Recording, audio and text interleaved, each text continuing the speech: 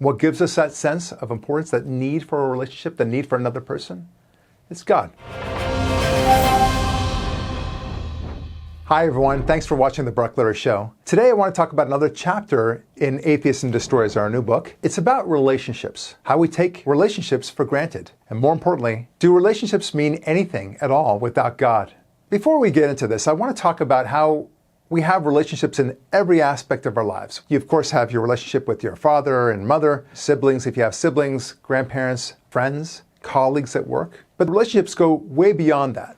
Different kinds of relationships. For example, the relationships that you have with the janitor in your building, the mail carrier, whether you interact with them or not, you have a relationship with them. You may not realize it, but you have a relationship with other drivers on the road. You have a duty to respect their distance and to also make sure to signal, to not run into them. You have that duty to each other.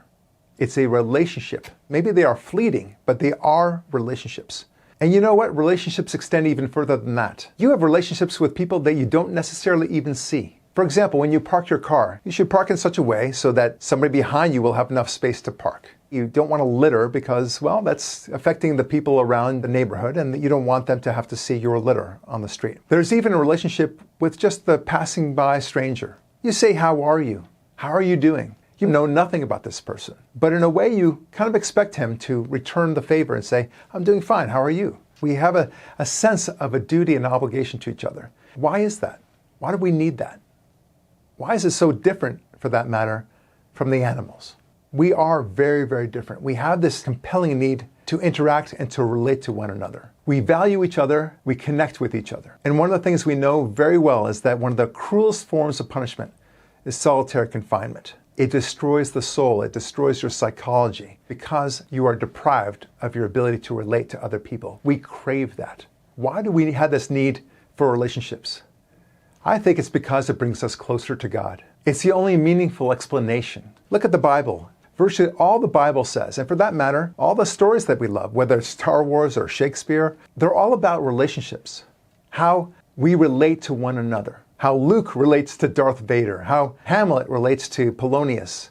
This is a powerful element of our human condition. One of the things we noticed in the past couple of years is the devastating effects of the shutdown on account of COVID. We saw a mass spike in depression, suicide, violence, and the slowing of a child's development, their inability to communicate, to read signals and cues. Why? Because they've been holed up in their homes all this time without interaction. Relationships don't really make sense, not in the evolutionary sort of way.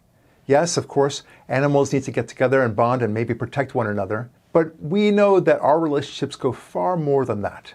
There's something about connecting with each other, to say hello, to say how are you, to reach out. That's divine. There's something about it that connects us with God. However, in an increasingly godless society, what are we seeing? We're seeing people talk about themselves only on an individual basis, without the sense of obligation to one another. And that's especially true in the romantic field. In the old days, we would talk about how a man would complete a woman, how a woman would complete a man. You don't hear talk like that anymore, do you? In fact, to say to a woman that she might need a man to complete her might be an insult to her. There's this new sense that you can just do everything on your own without any notion that you might need somebody else in your life. And that's why I say in Atheism Destroys, that we are seeing the death of the relationship. What gives us that sense of importance, that need for a relationship, the need for another person? It's God. We dare not lose him. If we do, it'll be our undoing altogether as a civilization.